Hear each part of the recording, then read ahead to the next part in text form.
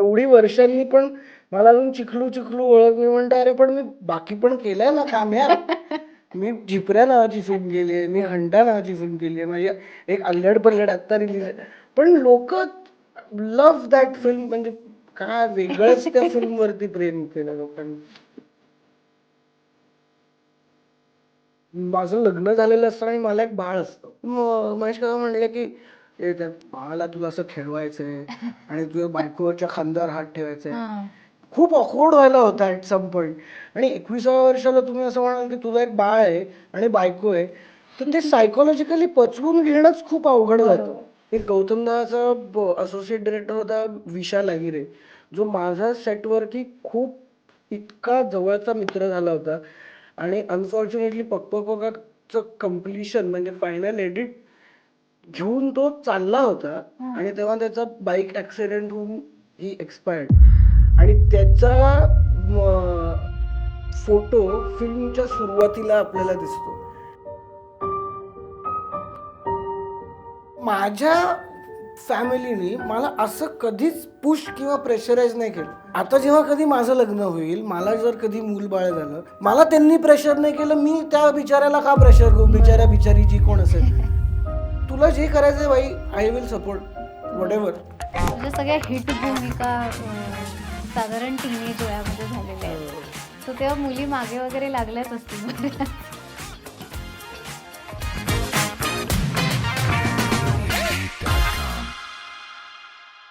Hello नमस्कार. आरपारच्या boys talk या सेगमेंटमध्ये मी मैथिली तुमचं पुन्हा एकदा स्वागत करते.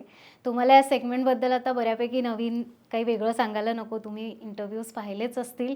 आरपार चॅनलला लगेचच सबस्क्राईब करा. हे आधी सांगते कारण हल्ली तर मी सांगतच नाही, पण सांगायला पाहिजे कारण असं आम्ही सांगितल्यावर लोक ऐकतात असा आमचा एक समज असतो. त्यामुळे प्लीज सबस्क्राईब करा. तुम्हाला नोटिफिकेशन्स मिळतील, नवीन नवीन इंटरव्ह्यूज पाहायला मिळतील. आज पुन्हा एक इंटरव्ह्यू घेऊन किंवा गप्पांचं सेशन आपण म्हणू शकतो घेऊन मी तुमच्यापर्यंत आलेले आहे.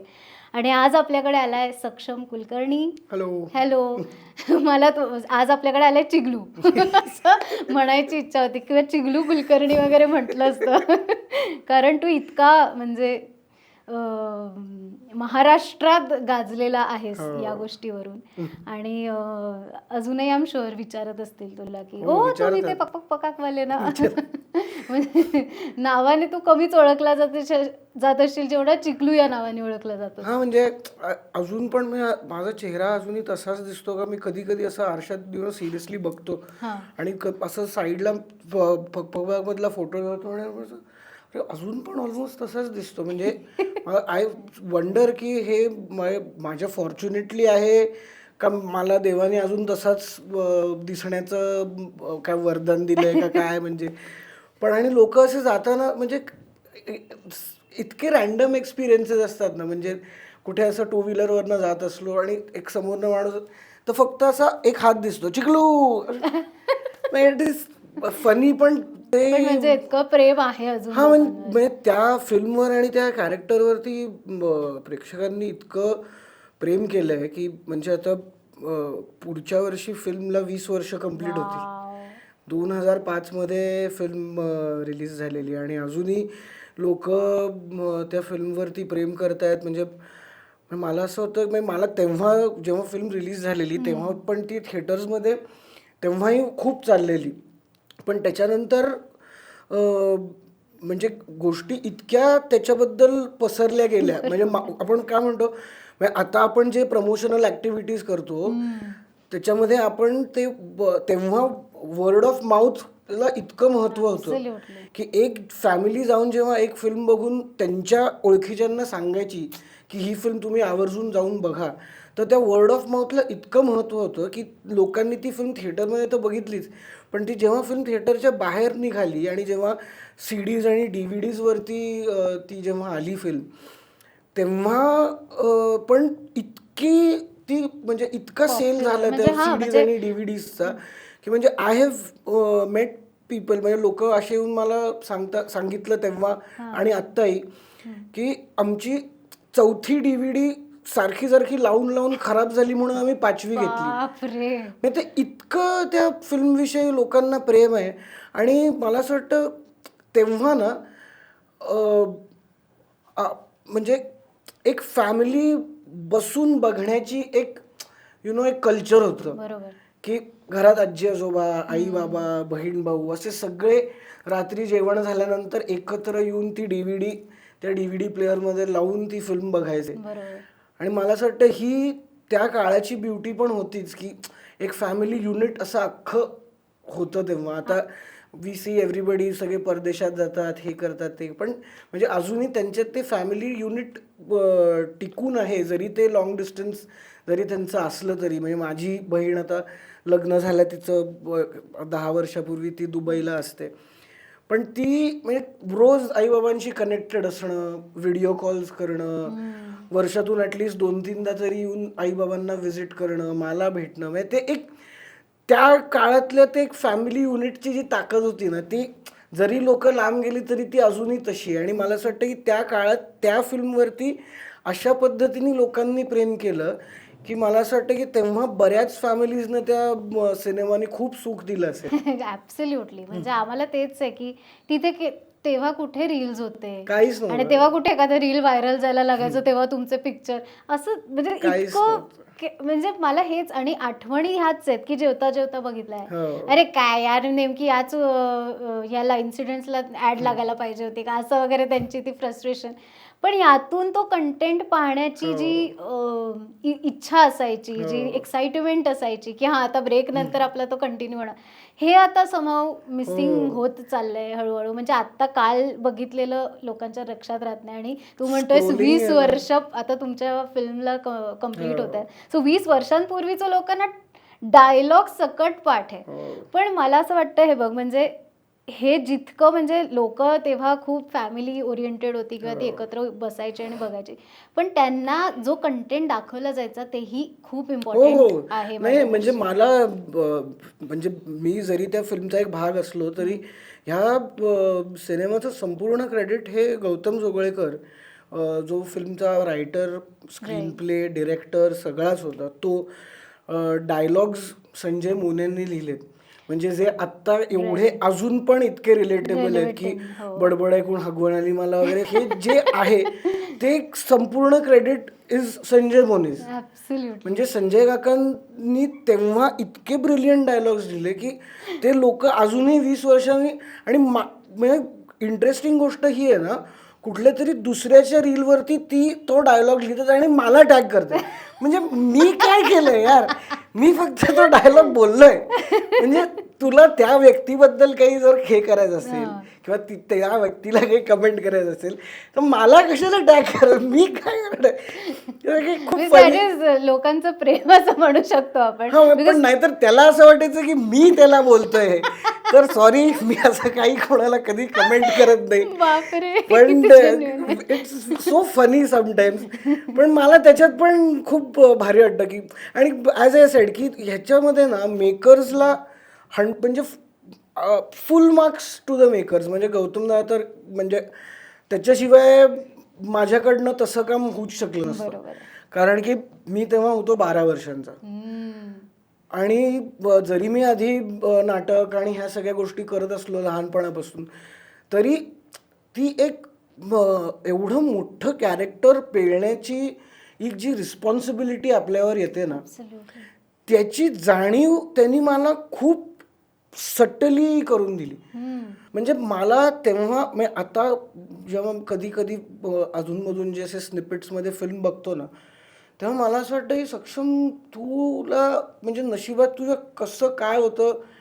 म्हणजे त्यातले सगळे ॲक्टर्स म्हणा, म्हणजे छोट्या छोट्या रोलमध्ये, म्हणजे संजय मोनेंनी एक रोल केला आहे, श्रीरंग गोडबोल्यांनी एक रोल केला आहे, जितूदानी त्याच्यात तो सरपंचाचा मुलगाचा कॅरेक्टर आहे ते त्यांनी केलं आहे. जितूदानी फिल्मची गाणी लिहिली आहेत. म्हणजे गौतमदानी तुझं लगीन साळू लिहिलं आहे, नाही गौतमदानी पक पक पकाचं टायटल लिहिलं आहे, तुझं लगीन साळू जितूदानी लिहिलं आहे, डिपाटी डिपांग श्रीरंग गोडबोल्यांनी लिहिलं आहे. सो ही सगळी क्रिएटिव्ह माणसं त्या फिल्मशी असोसिएटेड होती. आणि गौतमदाचा असोसिएट डिरेक्टर होता विशाल अहिरे, जो माझा सेटवरती खूप इतका जवळचा मित्र झाला होता.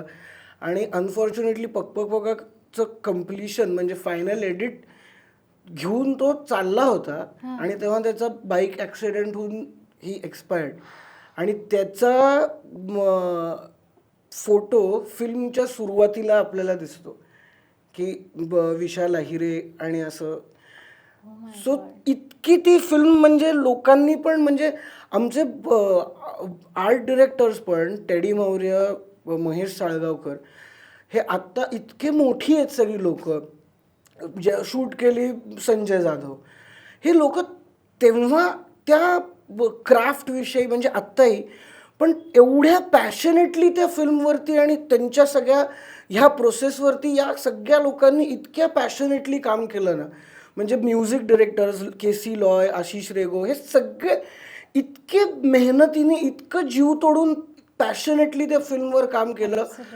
त्यामुळेच मला असं वाटतं की ज्या त्या फिल्मचं जे काय सक्सेस आहे ना ते ह्या सगळ्या लोकांचा त्याच्यात खूप खूप मोठा हात आहे असं मी म्हणतो. आणि माझं त्यात खूप छोटं आहे. म्हणजे मी फक्त लिटरली मी फक्त माझ्याकडनं ते डिलिव्हर होत होतं असं म्हणायला हरकत नाही, पण त्याच्या म्हणजे बॅकबोन हे सगळे लोक होते.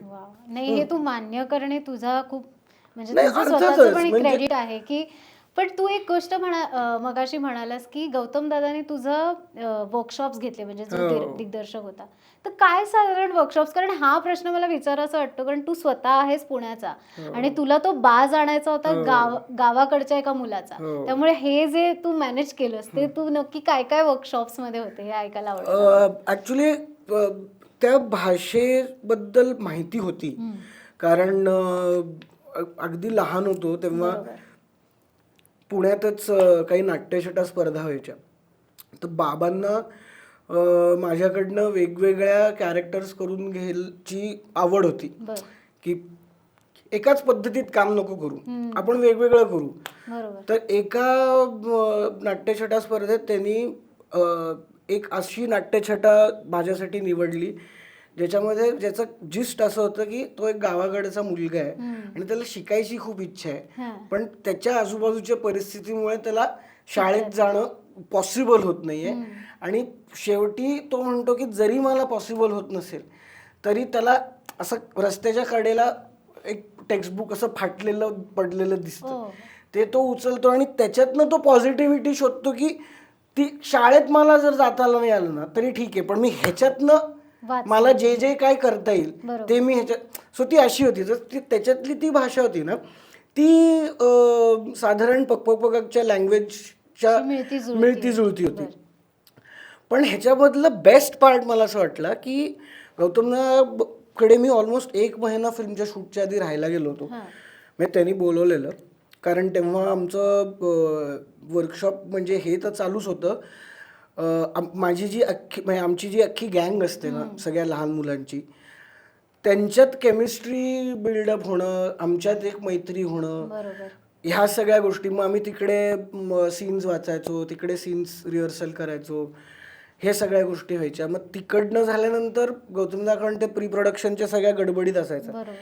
मग ते झाल्यानंतर तो मला त्या वर्कशॉपच्या इकडनं पिकअप करायचा, बाकीच्या सगळ्या मुलांची गप्पा मारायचा. मग त्याच्यासमोर आम्ही ते दिवसभर केलेलं आहे ते सगळे त्याला करून दाखवायचो. मग तो मला येऊन घरी घेऊन यायचा. मग आम्ही जेवायचो रात्री आणि मग झोपायच्या आधी कंपल्सरी 2 तास अख्खी स्क्रिप्ट आम्ही मिनिमम 2दा तरी थांबत वाचायचो.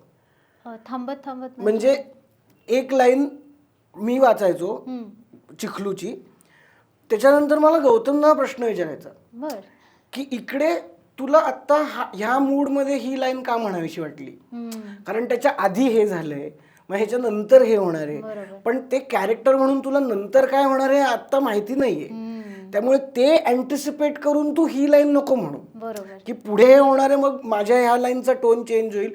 तर तसं नाही व्हायला पाहिजे. सो एव्हरी लाईन अशी थांबत प्रत्येक लाईन व्यवस्थित समजून, मग हे कॅरेक्टर भूत्याचं कॅरेक्टर तुला ही लाईन का बोलतंय, मग त्याच्यामागे त्याचं काय आहे, हे काय ते काय, असं करत नीट चांगला व्हायला पाहिजे. हां. आणि त्याच्यामधनं जे मी आधी म्हणलं ना की त्यांनी ते कॅरेक्टर मला इतकं छोट्या असे तो मला हे द्यायचा की त्यातनं ते मला कळत जायचं. गेलं हळूहळू. म्हणजे त्या एका सीन मध्ये तो त्याला त्याच्या मित्राला थोबाडीत मारतो.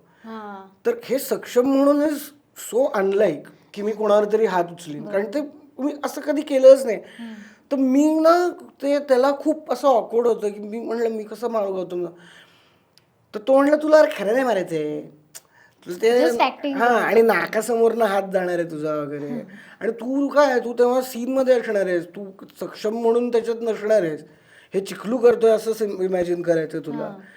सो हे असे छोटे छोटे जे कॅरेक्टरचे ब्रीफ्स असतात ना, हे मला त्या वयात कळत गेले ना, त्याच्यामुळे एक जी मॅच्युरिटी यायला लागते ना आपल्याला कामातली मॅच्युरिटी, कामात, ती एक हळूहळू डेव्हलप व्हायला लागली. त्यामुळे हे वर्कशॉप वॉज व्हेरी इम्पॉर्टंट. आणि आय स्टील रिमेंबर जेव्हा सेटवरती आम्ही होतो, म्हणजे ह्याच्यात काय माझं असं काही मोठेपण वगैरे नाही आहे, पण मी जेव्हा गेलो सेटवरती तेव्हा मला अख्खी स्क्रिप्ट, बाकीच्या लोकांचे डायलॉग्स आणि ब्रॅकेट्समधलं बिटवीन द लाईन्स हे सगळं तोंडपाठ होतं. कारण तुझी खूप आधी होमवर्क झालेलं आणि रोज आम्ही स्क्रिप्ट वाचायचो. सो मला ते ब्रॅकेट्स मधलं पण पाठ होतं, बाकीच्या कॅरेक्टर्सचं पण पाठ होतं, आणि ऑब्व्हियसली माझं तर होतंच. मग कधी कधी असं व्हायचं की आम्ही ते जंगलात खूप असे किचकट ह्याच्यात असायचो, त्यामुळे त्याचे एडीज बिचारायचे कुठेतरी लांब बसायचे. मग स्क्रिप्ट वगैरे फॉलो, मग तो मला विचारायचा, ते सांग रे पुढेचं काय आहे. मग मी ते त्याला सांगायचो, हां बरोबर बरोबर, मग पुढे कंटिन्यू, असं व्हायचं. पण ते मजा यायची, म्हणजे नाही तो खतरनाकच. म्हणजे हा अनुभव आम्हाला बिहाइंड द सीन्स तू आता आम्हाला लिटरली असं इंटरव्ह्यू मध्ये सांगितल्यासारखं आम्हाला वाटतंय, कारण आम्ही काही बघायला तेव्हा नव्हतो, किंवा आता जसं BTS अख्खं शूट होऊन आलेलं असतं समोर, तसंही त्यावेळेला नव्हतं. इतकं तू आम्हाला BTSचा अनुभव देतोयस आता, तर मग आम्ही असे क्विक क्रिएटिव्ह सेगमेंट आणले. फार क्रिएटिव्ह नाही आहे त्यात काही, बट आम्ही जस्ट तुला काही इन्सिडेंट्स दाखवणार आहोत तुझ्याच सिनेमांमधले, त्याचं बिहाइंड द सीन्स आम्हाला ऐकायला आवडेल. So ग्रॅमो.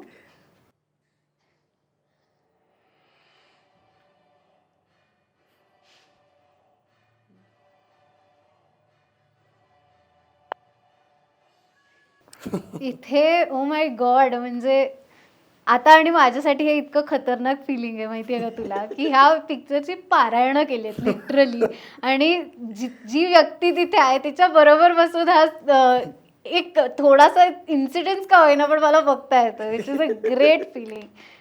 Tail me about this. First of all नाना काका, म्हणजे त्यांच्याबरोबर सीन्स करायला मिळणं किंवा त्यांच्याबरोबर काम करण्याची संधी मिळणं हेच माझ्यासाठी खूप मोठी गोष्ट आहे. कारण माझ्या अख्ख्या कुटुंबाने असं कधी इमॅजिन पण केलं नव्हतं, कारण आम्ही आपले साधे मिडल क्लास आपण लोक, असं इमॅजिन पण केलं नव्हतं कोणी की सक्षमला ह्या लीगमधल्या लोकांबरोबर कधी काम करण्याची संधी मिळेल. म्हणजे नाना काका झाला, महेश काका झाले, हे डिफरंट लीगमधलेच लोक आहेत. म्हणजे गौतमला पण मी त्याच लीगमध्ये ठेवेन, कारण ह्या फिल्मचा जो डिरेक्टर आहे, विषय संपला खरं तर. पण मला काय म्हणू, म्हणजे नॉस्टॅल्जिक मला जास्त झालं आत्ता, कारण ते जे सीन्स आम्ही करत होतो ना, तर हे स्क्रिप्टमध्ये तर होतंच की आधी हा ओरडायला लागतो, मग त्याला बघून तो ओरडायला लागतो, विच इज सो ह्युमन आणि इट इज सो ब्युटिफुल मला असं वाटतं. कारण की तो ॲक्च्युली त्याच्या आधीच्या गावात पण वैद्य असतो, त्याच्याबरोबर ती ट्रॅजेडी होते, मग तो ते सगळं सोडून इकडे येतो. इकडे he has not had a human interaction since ages, आणि अचानक त्याच्यासमोर एक माणूस येतोय, अख्खं त्याचं जग पलटून टाकणारा एक मुलगा येतो, आणि त्या अख्ख्या प्रोसेसमध्ये ही इज फिगरिंग आउट, कारण त्यांनी आधी त्याला मदत केली, कारण की त्याचा मुलगा जेव्हा मरतो त्याचं एज आणि ह्याचं एज सेम आहे. ही स्टोरी आणि स्क्रीन प्लेची गंमत आहे की तो why does he choose that kid. कारण मोठी माणसं तर येतच होती ना हंटिंगसाठी, आणि ते आपण त्या मॉन्टाजमध्ये बघतो, की तो त्यांना सगळ्यांना घाबरवत असतो. होतो. कारण की त्याच्याबरोबर पण माणूस आणि तो त्याच्यात डायलॉग्स पण अगेन तो म्हणतो भारतात विषारी जाती फक्त 5 आणि त्यातलं 5वं माणूस म्हणतो तो. कारण त्याचं सगळं आयुष्य पण माणसानेच उद्ध्वस्त केलंय आणि माणसाच्या घाणेरड्या वृत्तीने उद्ध्वस्त केलेलं आहे. त्यामुळे तो त्या जंगलात आलेला आहे आणि त्याच्यात एक मुलगा जो त्याच्या मुलाच्या वयाचा आहे तो आलेला आहे. त्यामुळे त्याच्याबरोबर त्याची मैत्री होणं, तो त्याला ॲक्सेप्ट करणं, ही त्याच्या कॅरेक्टरची ब्युटी आहे की तो समाजात परत यायला रेडी होतो. कारण की हा त्याला हे पटवून देतो की समाज वाईट आहे हे तू दाखवलंस मला, पण आता समाज चांगला पण आहे ही साईड तुला माझ्याकडनं कळेल. बरोबर. ही त्या स्टोरीतली गंमत आहे. ॲब्सोल्युटली. आणि ही ती अख्खी म्हणजे ते अख्खे डायलॉग सगळे ते म्हणजे आत्ता नानाकाचा डायलॉग होता, पाय खूप महत्त्वाचा अवयव आहे, ह्या अवयवामुळे बाकीचे अवयव इकडे तिकडे जाऊ शकतात. इट इज सिम्पल पण also it is so complicated. बरोबर.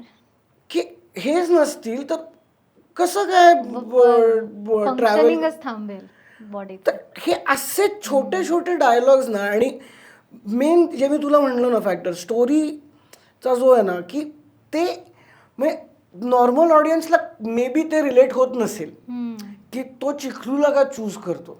एक्झॅक्टली. मी आता हेच म्हणणार होते की हे लिटरली बिटवीन द लाईन्स. म्हणजे आमच्यापर्यंत तो चिखलूला का, आम्हाला वाटलं की मूवीचं ते स्टोरी आहे त्यांचीच पुढे दोघांची गोष्ट आहे म्हणून तो त्याला सिलेक्ट होतोय आम्ही अज्युम केलं. पण त्याच्या मागचा हा जो थॉट आहे की तो त्याच्या वयाचा मुलगा त्याला दिसला म्हणून त्याचा मुलगा त्याच्या वयाचा असतो. राईट. म्हणजे इट इज नॉट की चिखलू त्याला आवडतो. बरोबर. द फर्स्ट स्टेप इज की त्याचा मुलगा ह्याच्या वयाचा होता. बरोबर. तर मग मी कोणाशी रिलेट करू, तर मी ह्याच्याशी करू शकतो. कारण की हा इनोसेंट आहे. बरोबर. जग वाईट आहे. जग वाईट आहे पण हा इनोसेंट. आणि मग तू गाईचं तो उदाहरण त्याच्यातनं तो त्याला चांगलं पण करून देतो. म्हणजे तो रिव्हेंज घ्यायच्या मोड मध्ये फक्त राहत नाही. हा म्हणजे तो त्याला काय म्हणतो, विष म्हणून त्याला खरं तर औषध देतो. आणि ते करून झाल्यानंतर त्याला रिअलाइज चिखलूला रिअलाइज होतं की तिला नाही मारायचं. बरोबर. कारण त्याला बाकीचे लोक सांगतात की तुला तिने तिचं दूध पाजले.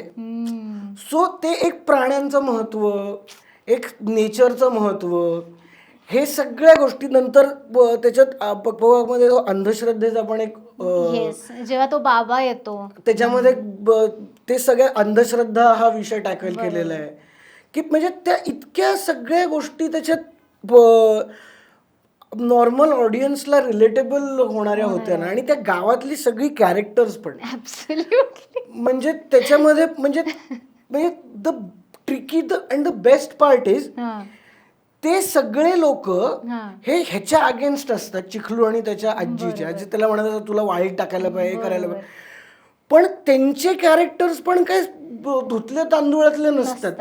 त्यांचं एकाचं अफेअर चालू असतं, एक काहीतरी हे करत असतो, सो ते काड्या घालण्याचं काम करत असतात. तर ते सगळेच कॅरेक्टर्स ना त्यांच्या त्यांच्या प्रकारे नेगेटिव्ह असतात खरं तर. पण त्यांना त्यांची एकी होते कारण की हा एकटाच त्यांना पुरून उरत असतो. म्हणून शेवटी फिल्मच्या हा सगळ्यांना बदलून टाकतो. कारण की ते एकत्र आलेत ह्याच्या अगेन्स्ट. पण ह्याच्या कॅरेक्टरची ब्युटी अशी आहे की he changes all of them. Absolutely. म्हणजे दिसतंय यार, तू हे बोलताना मला की तू असं साळूकडे बघून त्याची दारू सोड. ओ माय गॉड, हे इतके असे कल्ट सीन्स आहेत. ऑल्सो तुझा तो मला सगळ्यात जास्त असा भारी वाटलेला म्हणजे तुझी एनर्जी, तू लहान मुलगा होतास पण जेव्हा तुझी आजी तुला मारायला येत असते कारण तिला असं वाटतं की तू गाईला विष खाऊ घातलंयस, तेव्हा तुमचा तो असं पूर्ण म्हणजे पळत होता तुम्ही अख्ख्या ह्याच्या. आणि मला असं झालं की या दोन बायका इतक्या म्हणजे फार म्हाताऱ्या नसतील पण त्यांची एनर्जी काय लेवलची एनर्जी लावून त्या पळत होत्या.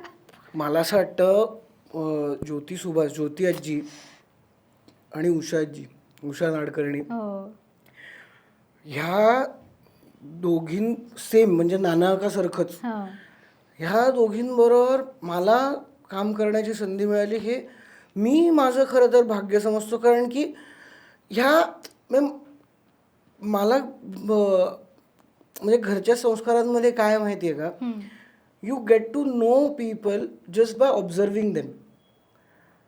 आणि मला असं वाटतं की ऑब्झर्वेशनची इतकी इतकी छान ब्युटी आहे ना, की तुम्ही फक्त एका माणसाकडे जर फक्त त्याला ऑब्झर्व करत बसलात ना, की अच्छा ओके, त्याच्याकडनं शिकण्यासारख्या इतक्या गोष्टी असतात. आणि ह्या दोघींनी पण म्हणजे मला त्यांच्या नातवासारखं एकतर वागवलंच पहिले तर, म्हणजे खायला द्यायच्या स्वतः, मग सगळं इतकं प्रेम दिलं दोघींनी. पण मला मी त्यांच्याकडे असा ऑस्ट्रक्टच असायचो. कारण की एकतर एनर्जी, काम करण्याचा स्टॅमिना, 14 तास 12 तास त्या उभ्या असायच्या. म्हणजे ह्याच्यामध्ये त्यांच्या कलेकडे असणारी डेडिकेशन, त्यांचं पॅशन, त्यांचं कन्व्हिक्शन हे इतकं अफाट होतं की ह्या गोष्टी आपल्याला एक माणूस म्हणून घडवत असतात मी म्हणतो. आणि मला असं वाटतं, म्हणजे जसं आपण काही निगेटिव्ह माणसांना भेटल्यानंतर आपल्याला असं वाटतं की मी कसं नसायला पाहिजे हे ह्यांनी मला शिकवलं, तसं कसं असायला पाहिजे हे आपल्याला आपल्या नकळतच बरीच लोक शिकवून जात असतात. आणि ते आपल्या सबकॉन्शियस माइंडमध्ये ना ते इट गेट स्टोर्ड समवेअर. आणि Wien that trigger point comes, की एक सिच्युएशन येते, तुला तुझं सबकॉन्शियस माइंडच सांगत असतं की या सिच्युएशनला तुला टॅकल कसं करायचं. कारण ती अशाच सगळ्या ऑब्झर्वेशनमधनं ती तुझी एक काय म्हणतो मसल मेमरी होऊन गेलेली असते. तर ह्या दोघी, नारायणी शास्त्री काय, म्हणजे सगळे इतके सगळे त्या फिल्मचे कॅरेक्टर्स आणि ॲक्टर्स त्या फिल्मचे इतके, म्हणजे सगळ्यांनी त्या फिल्मवरती एकतर प्रेम केलं आणि फिल्म बनवताना जीवापाड मेहनत घेतली. आणि मला असं वाटतं की फळाची अपेक्षा ठेवली नव्हती, की आउटकम, म्हणजे त्यांना असं वाटत होतं की आपल्याला हे भारी वाटतंय तर ते चांगलंच करतोय आपण आणि ते लोकांना आवडणार आहे. तर ही जे कन्व्हिक्शन होतं ना सगळ्यांचं, हे मला असं वाटलं खूप इंटरेस्टिंग. आणि मला वाटतं ते सगळ्यांचं मॅच पण झालं. बिकॉज तू जसं म्हणालास की एवढी तगडी स्टारकास्ट, पण नुसतीच तगडी स्टारकास्ट असून चालत नाही, तेवढं ओतून करावं लागतं जे करायचंय ते. त्यामुळे सगळ्यांनीच जीव ओतून ती फिल्म केली, त्यामुळे आपण आज बघतोय त्याचं काय यश. म्हणजे एवढी वर्षांनी पण मला अजून चिखलू ओळख. मी म्हणतो अरे पण मी बाकी पण केलंय ना काम यार. मी झिपऱ्या नावाची फिल्म केली आहे, मी घंटा नावाची फिल्म केली आहे, माझी एक अल्लड पल्लड आत्ता रिलीज आहे, पण लोक लव्ह दॅट फिल्म. म्हणजे काय वेगळंच त्या फिल्मवरती प्रेम केलं लोकांनी. बरोबर. सो आपण चिखलू चं कॅरेक्टर आणि पक पक पकाक याविषयी एवढं बोललो, अजून खूप आहे बोलण्यासारखं. पण नाण्याची एक दुसरी बाजू पण असते की आता ही खंत तुला कुठेतरी वाटत असू शकते की बाबा इतकं माझं बाकीचं काम आहे, तर तुम्ही मला फक्त चिखलू म्हणून का ओळखताय. हा, म्हणजे मला असं वाटतं, म्हणजे नाही असं नाहीये, म्हणजे मला असं वाटतं की त्या फिल्मचा एक वेगळा फॅन बेस आपण म्हणू शकतो. पण माझी इतर कामं पण लोकांनी रेकग्नाइज केली, त्याच्यावरती पण प्रेम केलं. म्हणजे आंबट गोड म्हणून माझी एक सिरियल होती स्टार प्रवाहावरती, त्याच्यात पण सगळेच दिग्गज होते, सगळे म्हणजे समीर चौगुले, अभिजित चव्हाण, विशाखाताई, संजय काका मोने त्याच्यातही होते, सुहास परांजपे, असे सगळे. ती पण एक मोठी चांगली सिरियल होती. मग झी युवावरती एक लव लग्न लोचा नावाची सिरियल होती, ती पण लोकांनी खूप त्याच्यावरती प्रेम केलं. ऑब्व्हियसली दे धक्काचा पण अजून एक वेगळाच फॅन बेस आहे. पण मला असं वाटतं की मला इंटरेस्टिंग गोष्टी का, म्हणजे एक रॅन्डम असा माणूस मला लिफ्टमध्ये, मी मुंबईत कुठेतरी चाललेलो, एक रॅन्डम माणूस लिफ्टमध्ये असं, आणि तो मला कळत होतं की तो मराठी नाहीये, आणि तो मला असं ऑब्झर्व करत होता, असं बघत होता. मला म्हटलं आप अल्लाह के बंदे नाम की फिल्म में आपने काम किया. तर मला असं वाटलं आई शपथ, मला एवढा आनंद झाला. मी त्याला म्हटलं अरे थँक्यू यार, म्हटलं इतकं. आणि तेव्हा दे धक्का जस्ट रिलीज होऊन ती फिल्म रिलीज झालेली, अल्लाह के बंदे नावाची हिंदी फिल्म, शर्मन जोशी, नसीरुद्दीन शाह असे सगळे त्यात, खूप ती पण मोठी फिल्म होती. तर मी म्हटलं आईला ह्या फिल्ममधलं ओळखलं मला. मी म्हटलं अरे थँक्यू सो मच. मग मी असंच कुठल्या तरी एका रेडिओ चॅनलवर असं काहीतरी इंटरव्ह्यू प्रमोशन काहीतरी होतं आणि मी परत चाललेलो. आणि पुण्यात शक्यतो 4 व्हीलर मी टाळतोच, कारण लहानपणापासून 2 व्हीलर एवढी आपली फेवरेट आहे की जिकडे जायचं ते पटकन 5-10 मिनिटात पोचतो आपण. तर असंच मी त्या रेडिओ चॅनलमधनं निघालो, बाईक काढली, चाललेलो. तुम्हाला असं म्हणलं एक्सक्यूज मी तुम्ही घंटामध्ये होतात ना? आणि घंटामध्ये तर ते कुरळे केसांचा विग वगैरे असं सगळं होतं, चष्मा बिस्मा. मी म्हणलं कमाल आहे यार तुमची, तुम्ही त्यामध्ये गेटअपमधनं पण ओळखलात. म्हणलं थँक्यू सो मच. फिल्म कशी आवडली चांगली वाटली.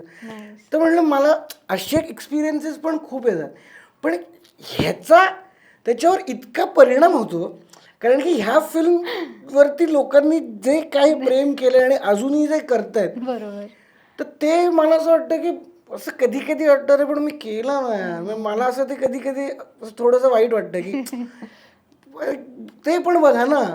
मी त्याच्यात पण माझ्या परीने चांगलं काम करण्याचा प्रयत्न केलाय.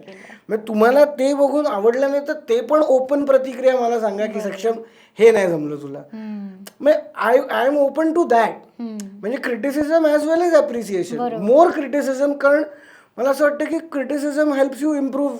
म्हणजे तुमची क्राफ्ट तुम्हाला अजून जास्त छान बनवता येते जेव्हा तुम्हाला लोक ऑब्व्हियसली पॉझिटिव्ह क्रिटिसिझम की ह्यातनं काय सुधारणा करू शकतो, नुसतंच हे वाईट होतं असं सांगितलं की त्या प्रतिक्रियेला काही अर्थ नाही.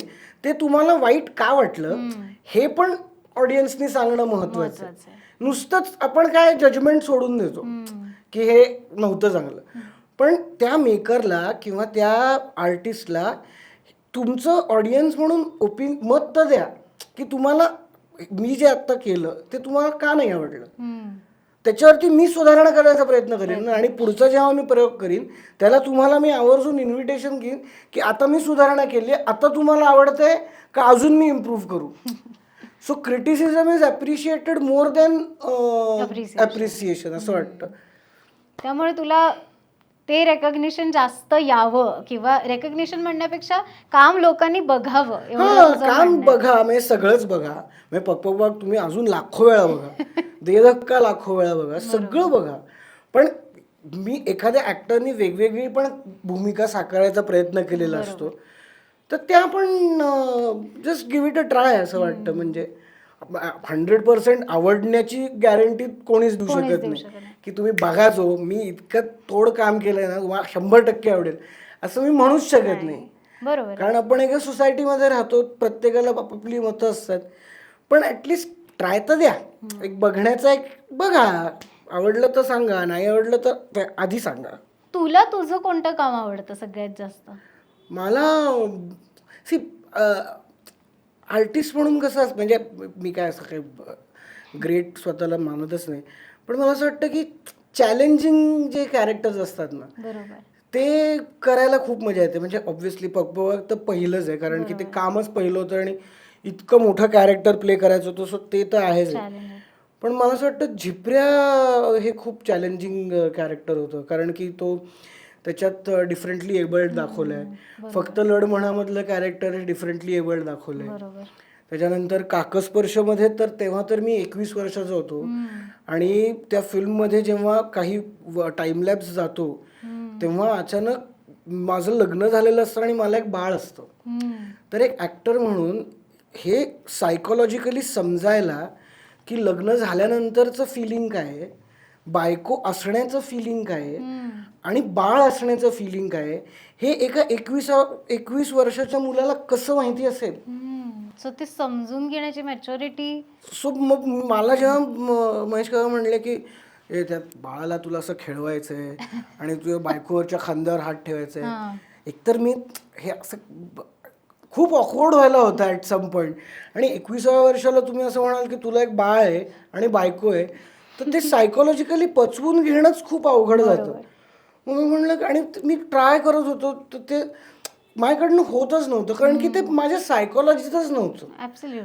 तर मग ते म्हणलं की तू जरा 5 मिनटं थांब, तू जस्ट टेक युअर टाईम आणि ये परत. मग मी गेलो, 5 मिनटं आय वॉज अलोन.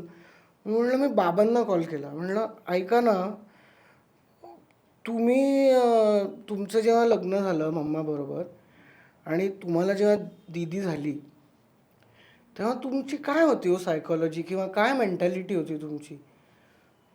ते म्हणले काय, आणि त्यांनी मला त्यांची अख्खी लाईफ स्टोरी सांगितली. बर. म्हणजे मी माझ्या वडिलांबरोबर एका वेगळ्या पद्धतीने कनेक्ट झालो. म्हणजे त्याच्यामधली जी मॅच्युरिटी होती ना, की एक म्हणजे असं 49 इयर ओल्ड 49 वर्षाचा एक मनुष्य एका 21व्या वर्षाच्या त्याच्या मुलाला, ते जेव्हा त्यांचं जेव्हा लग्न झालं आणि तेव्हा त्यांना जेव्हा पहिली मुलगी झाली तेव्हा त्यांचे फायनान्शियल प्रेशर्सपासून ते नवीन बायको घरात येणं, त्या बायकोचं आईबरोबर नातं जुळणं, त्यानंतर मुलगी होणं, ही अख्खी प्रोसेस त्यांनी मला एक 10 मिनिटात अख्खी सांगितली. आणि त्यानंतर जी मला एक रिअलायझेशन झालं ना, की आय कुड रिलेट. आपण आपल्या पेरेंट्स बरोबरच रिलेट करतो जेव्हा आपण मोठे होत असतो. आपण आपल्या आई वडिलांनाच समोर आदर्श पकडून पुढे होत. त्या 10 मिनिटाच्या डिस्कशनमध्ये मला त्या सायकोलॉजीचा एक काय म्हणू आपण 5% अंदाज आला असं आपण समजू. आणि त्यानंतर मी तो शॉट द्यायला गेलो आणि ते काय झालं काय माहिती, ते आपसुकच त्या बाळाबद्दल एक आपुलकी निर्माण झाली, एक कनेक्शन निर्माण झालं. त्या डोळ्यातनं त्या मुलाकडे आपलं बाळ असं एक फिलिंग आलं, त्या बायकोबद्दल एक वाटलं आणि एक टेकमध्ये इट वॉज डन. म्हणजे आपण जे इंटरॅक्शन आपल्या पेरेंट्स बरोबर करतो हे इतकं महत्त्वाचं असतं की it can change so many things in your life and in your career. तर मला असं वाटतं की ती इंटरॅक्शन्स विथ, म्हणजे जनरली असं म्हटलं जातं की जेव्हा एखाद्या सिच्युएशन मध्ये ऍक्टर स्वतःला ठेवू शकत नाही तेव्हा तो ऑब्झर्व करतो समोरच्याला आणि समोरच्याला ऑब्झर्व करून तो ती गोष्ट मांडतो. बरोबर.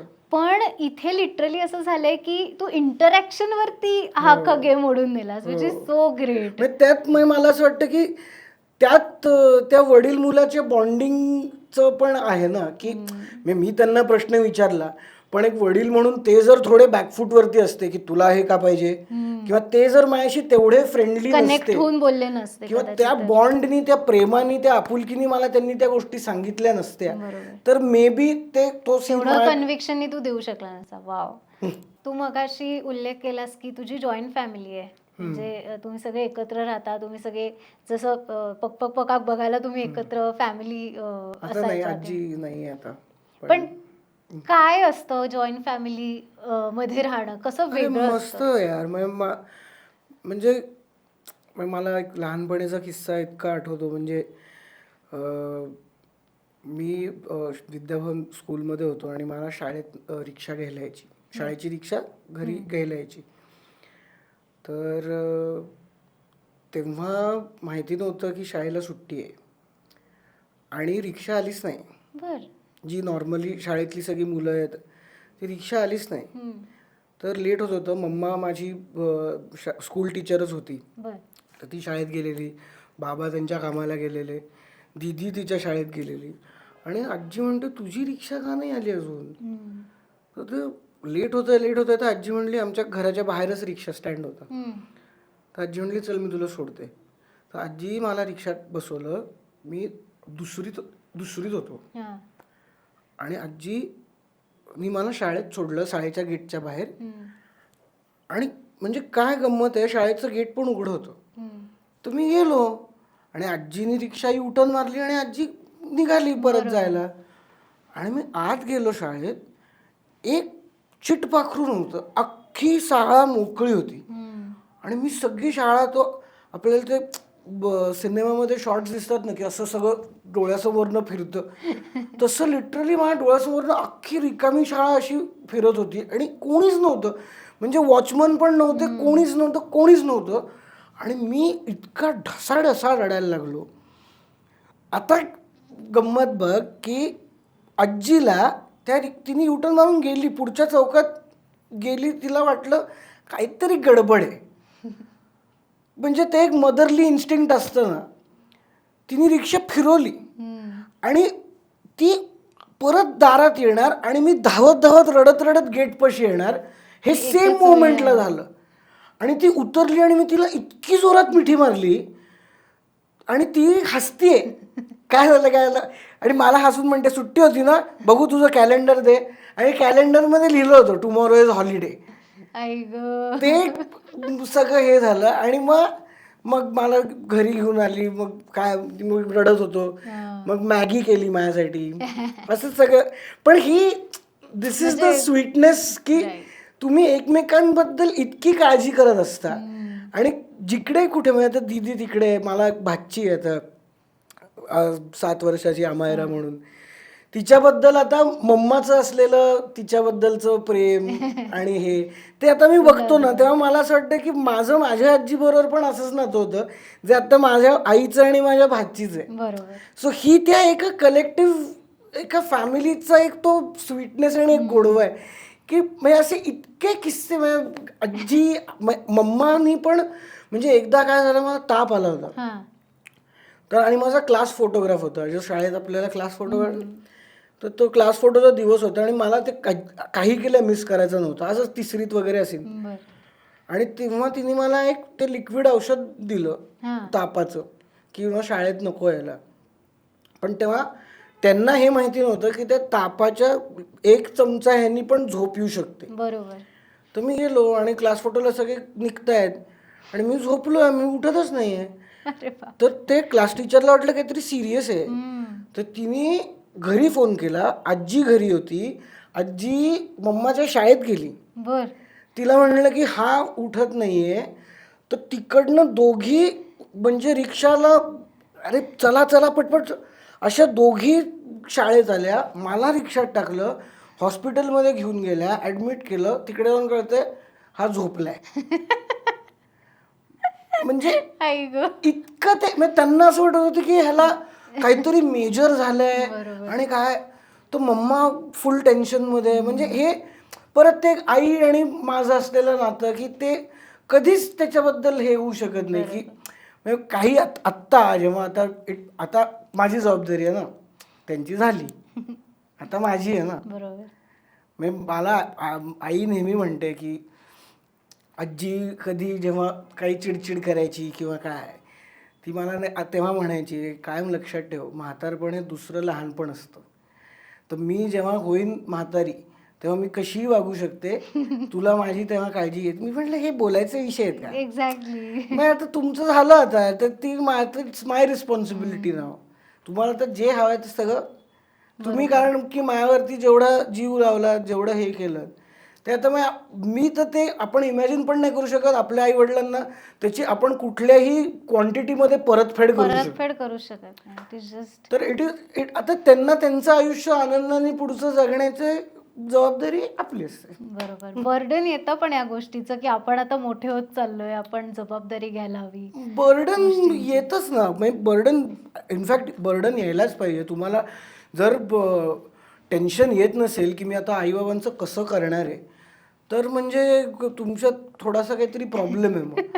कारण की आपण त्यांच्यासाठी, तुम्हाला जबाबदारीची जाणीवच नाही. हा म्हणजे आपण आता त्यांच्यासाठी करायचं ना, त्यांनी आपल्यासाठी झालंय करून. तर मला असं वाटतं की तो एक सेन्स ऑफ रिस्पॉन्सिबिलिटी पण आपल्यावरती आपले आई वडीलच करत असतात. बरोबर. म्हणजे ते तर अननोईंगली करतात, सांगत नाहीत आता तुझी जबाबदारी आहे, माझी काळजी, असं आपले आई वडील आपल्याला कधीच सांगणार नाहीत. ते आपल्याला समजून घेऊनच करायचं असतं. बरोबर. ॲक्टिंग ही पुन्हा करिअर म्हणून जेव्हा निवडलंस, म्हणजे ॲक्च्युली ते तू लहानपणी, म्हणजे जेव्हा लोकांना किंवा लहान मुलांना फार माहिती नसतं की काय ॲक्टिंग म्हणजे काय, करिअर म्हणजे काय, त्या वयात तू ॲक्टिंग करत होतास. सो हे आपोआप आलं आणि मग ते तू ठरवलंस की ओके ह्याच्यातच आपण पुढे करिअर करूया, की ते तुझा काही प्लॅन बी रेडी होता पहिल्यापासून? नाही, म्हणजे मला स्टेजवरती काम करायला खूप आवडायचं जेव्हा मी लहान होतो. आणि जसं मी म्हटलं की बाबांना माझ्याकडनं खूप एक्सपेरिमेंट्स करून घ्यायला आवडायच्या. सो ते वेगवेगळ्या गोष्टींमध्ये मला पाठ करून घ्यायच्या, माझ्याकडनं हे करून घ्यायचं, असं खूप वेगवेगळ्या ह्यानी केलं. आणि मग त्यांना असं जाणवलं की हा स्टेजवरती ह्याला भीती वाटत नाही आहे, ह्या लोकांसमोर परफॉर्म करू शकतो. तर ते मला वेगवेगळ्या मग छोट्या टेलिफिल्म्स आणि ह्याच्या ऑडिशन्सला वगैरे पाठवायला लागले. म्हणजे पक पक पगकसाठी पण मी ऑडिशनच दिलेली. माझ्या आधी ऑलमोस्ट 200-250 लहान मुलांचे ऑडिशन्स झालेले. ओके. तर त्याच्यातनंच म्हणजे मी काय असं आपली काय कोणाशी फॅमिली संबंध नाही, काही नाही. आपण आपलं ऑडिशन देऊन, आत्ता पण मला ऑडिशनसाठी फोन येतात, मी ऑडिशन आत्ताही रेकॉर्ड करतो. म्हणजे आत्ता असं पण नाही की मी कोणीतरी झालोय, मी ऑडिशन नाही देणार वगैरे, हे असलं मला कधी जमलंच नाही. इनफॅक्ट मला असं वाटतं की ऑडिशन देणं हे इतकं महत्त्वाचं आहे आपल्यासाठी आणि त्या समोरच्यासाठी पण, की आपल्याला हे कळतं की मी ते कॅरेक्टर करू शकणार आहे का नाही, आणि त्याला हे जाणवतं की हा त्या माझ्या कॅरेक्टरमध्ये फिट बसू शकतो का नाही. बरोबर. सो मला असं वाटतं की ऑडिशन ही प्रोसेस खूप मस्त आहे.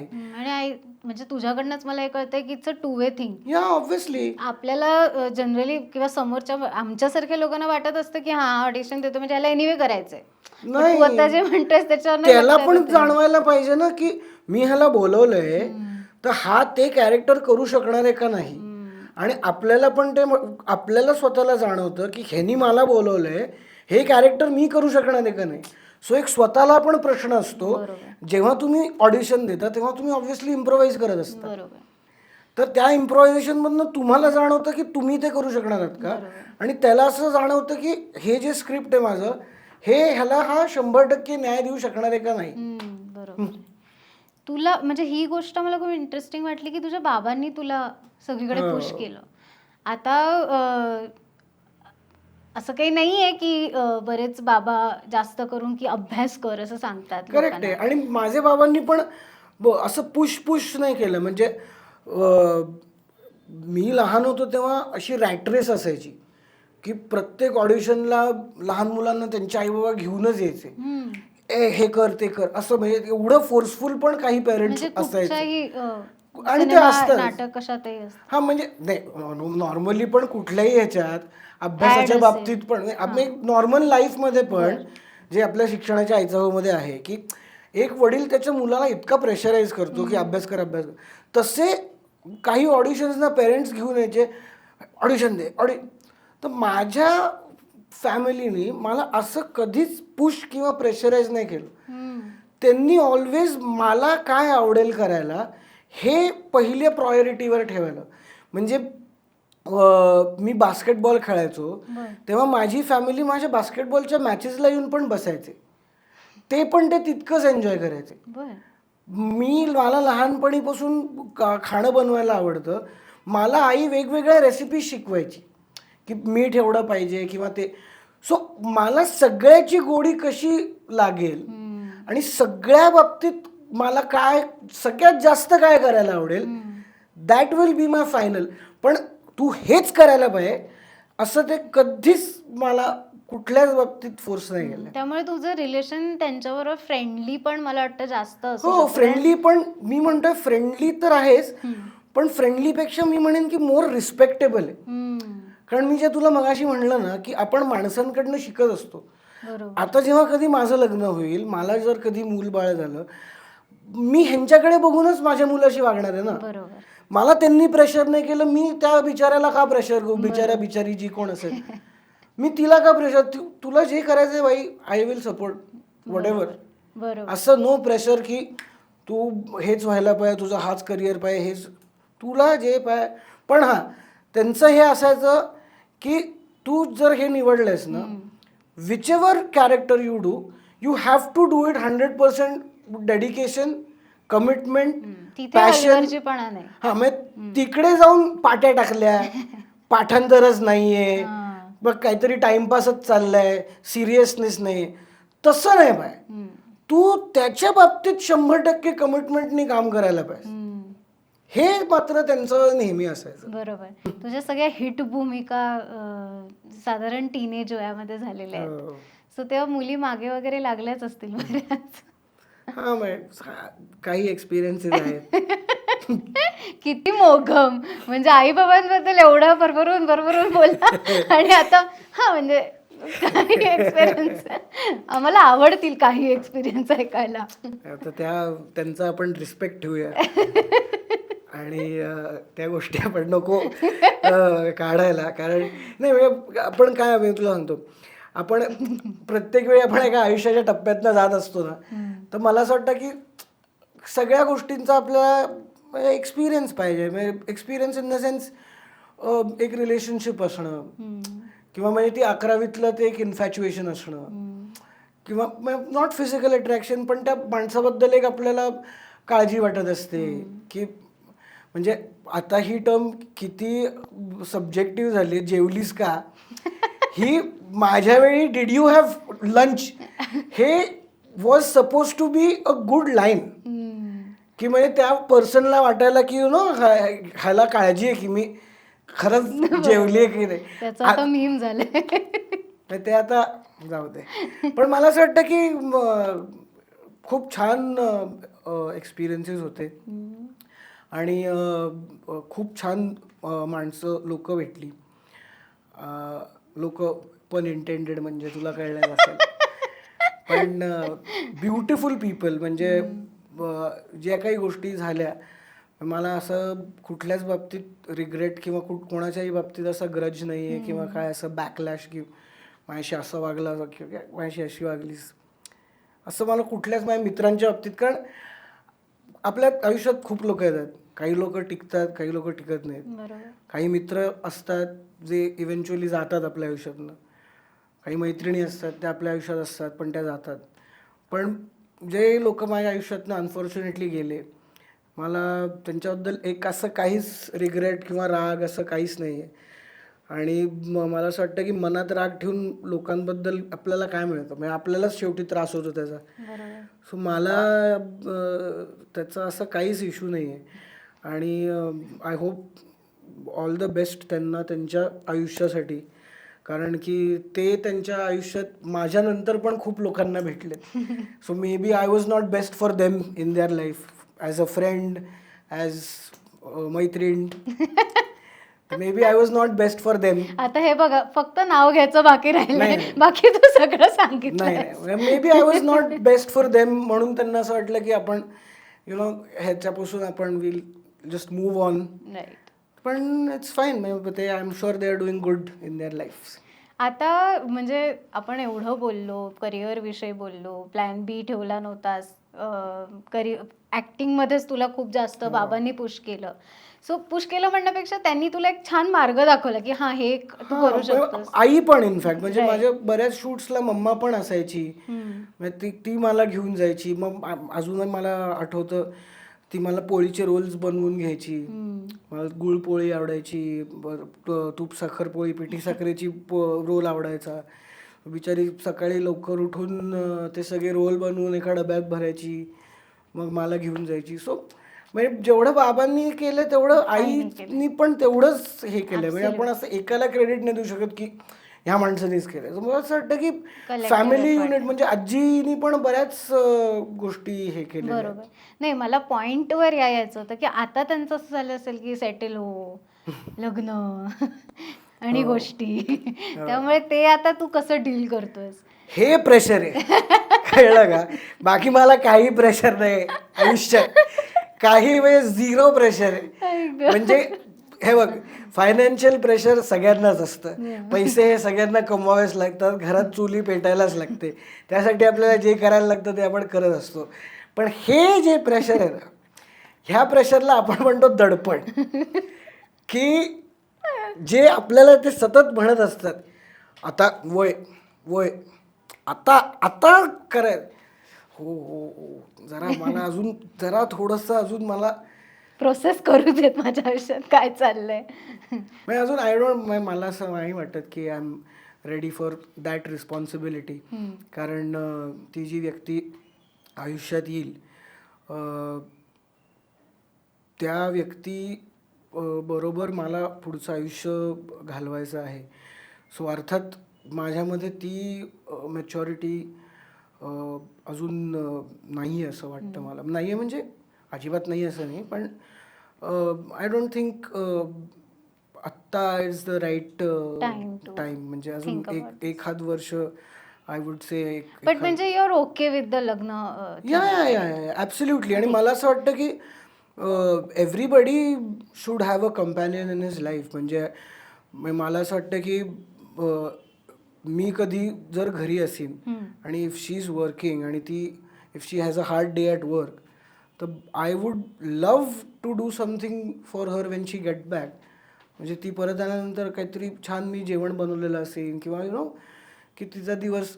सो ह्या ज्या गोष्टी आहेत ना, की एक म्युच्युअल रिस्पेक्ट आपण जे म्हणतो ना, ते इज खूप इम्पॉर्टंट फॉर मी. आणि कंपॅनियनशिप तर आहेच आहे. आणि मला असं वाटतं की